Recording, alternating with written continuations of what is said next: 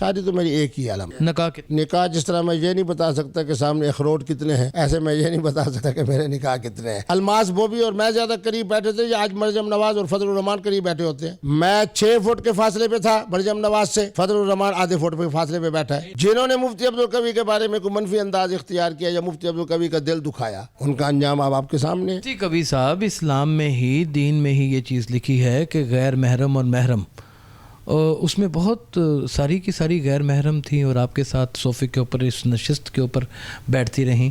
और एक जगह पे आपने इतराफ़ किया कि हम गले भी मिले हरीम शाह के साथ। आपने इतराफ़ किया, वीडियो में मौजूद है ये चीज़, आप गले मिले उसके साथ बाकायदा तौर पे हरीम शाह के साथ। अस्तगफिरुल्लाह। हरीम शाह के ऊपर आप फरिफ्ता हुए थे या हरीम शाह हुई थी, सच बताइएगा। एक सेकंड के लिए भी मैं हरीम शाह पर फरिफ्ता नहीं हुआ। क्यों? इसलिए कि एक तो मैंने उसको वीडियो कॉल्स भी करते रहे ना मुफ्ती साहब। मैं ये हल्फन कहता हूँ, मैंने आज तक मोहतरमा को टेलीफोन, उसको कहते रहे अपना चेहरा तो दिखाओ ना। नहीं, वो उसने देखा से ज़रा नकाब उठाओ मेरे हज़रत, नहीं ये जलवा तो एक बार दिखाओ मेरे। ये असल में उस मोहतरमा ने, मैं ये नहीं कहता चूँकि मैं उसको सैयदजादी समझता हूँ, उसने शरारत शादी की तो बहुत सारी जोनसी हैं, निगट और न्यूट किस्म की वीडियोस जोनसी हैं मार्केट में आ चुकी हैं। वो जो मैं देखे ना, एक उर्स मुबारक से होके आ रहा हूँ, उस नंबर से वो फ़ोन कर रही है जो मोहतरमा मुझसे मसाइल पूछती रहती हैं।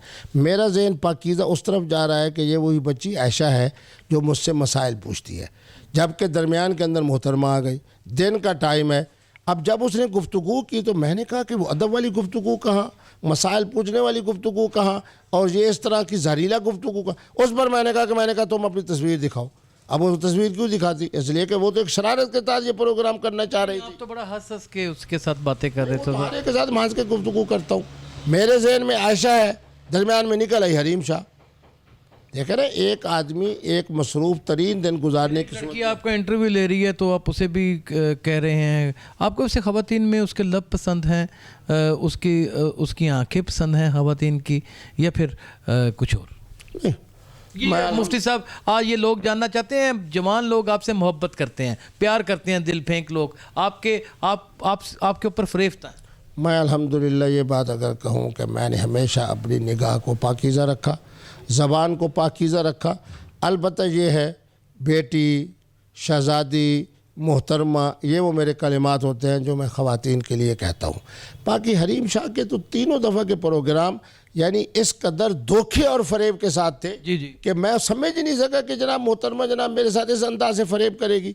अब पिछले दिनों जनाब, अब 3-4 दिन पहले मैं जनाब वहाँ अपना सोया हुआ हूँ सरीना होटल के अंदर जनाब, अपना हुंजा में, रात को 1:37 पे अस्सलाम वालेकुम, मैंने आन करके कहा अस्सलाम वालेकुम वरहमतुल्लाहि वबरकातुहू। वबरकातुहू मैं पहुँचा तो आगे उसकी तस्वीर आ गई। बात ये है कि इस तरह फिर क्या कहा उसने? उसके बाद कहने लगे आपका कौन सा पहर था? रात के 1:37। Oh my God, oh my God, oh my God, what a crucial time. 1:37 पे मुफ्ती अब्दुल कवी सोया हुआ है, सरीना जगा रही है और वो जनाब फ़ोन कर रही है। हाँ, उसकी इस खिबासत के बाद अब मैंने क्या तय किया है कि जो फ़ोन भी आता है ना, पहले 3 सेकंड के लिए मैं खामोश हो जाता हूँ, ताकि पता चल जाए कि कोई हराम कौन है। अगर हरीम शाह जैसी कोई मोहतरमा जनाब मेरे साथ का इरादा कर रही है तो 3 सेकंड के लिए मैं खामोश हो जाता हूँ। सादात है, बाइज्जत तरीके से अगर मुझसे गले मिलना चाहती है तो मुझे क्या एतराज़ हो? बिल्कुल, ये जुमला है ही नहीं। और उस मोहतरमा को जो उसको जनाब मैं जिस्मानी तौर के ऊपर और उसके करतूतों की वजह से उसे पसंद ही नहीं करता, उसके लिए मैं कह रहा हूँ कि उसको मैं गले मिलूंगा। अच्छा, अब आप मुझे बताएं, उसके साथ उसके करने के लिए अल्मास बोबी और मैं ज़्यादा करीब बैठे थे या आज मरियम नवाज और फजलुर रहमान करीब बैठे होते हैं? कुछ मौलाना मुफ्ती महमूद और जनाब बेगम नसीम वली खां करीब बैठी होती थी, या आज मैं और जनाब, यानी सियासत आ जाए तो जनाब फिर मौलाना है, और फैसला के लिए हो तो फिर जनाब वो है अल्मास। देखें, आप एक बात, आपने बहुत बड़ी बात कर दी है कि मरियम नवाज और मौलाना फजलुर रहमान एक दूसरे के बहुत करीब बैठे।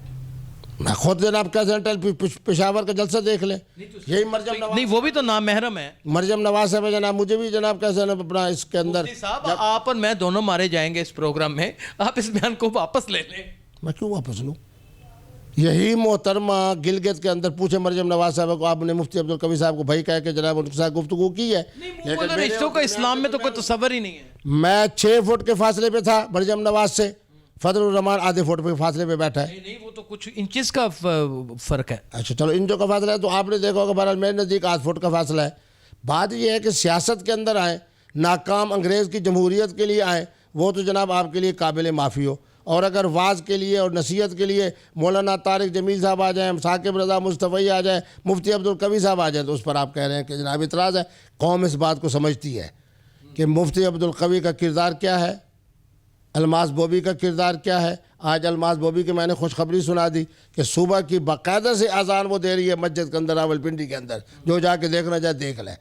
और दूसरे नंबर के ऊपर जनाब अल्हम्दुलिल्लाह नरगिस साहिबा जो है वो इस वक्त घरेलू खातून है।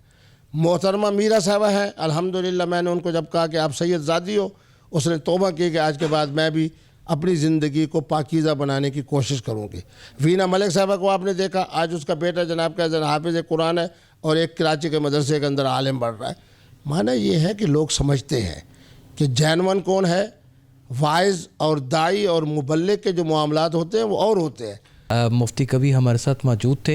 नाज़रीन, जो क्रिटिक्स ने इनकी एक शक्ल बना करके सामने कुछ लम्हों के लिए पेश करते हैं, जब इतनी तवील और इतनी सख्त व तंग व तुंच सवालात के साथ बड़ा खंदा पेशानी से उसका मुकाबला करते हुए जवाब देते हुए मुफ्ती कवी बोलते हैं, तो उनकी ज़बान से एक एक निकला हुआ लफ्ज़ हकीकत और सदाकत बन जाता है। अपना बेइंतहा ख्याल रखिएगा।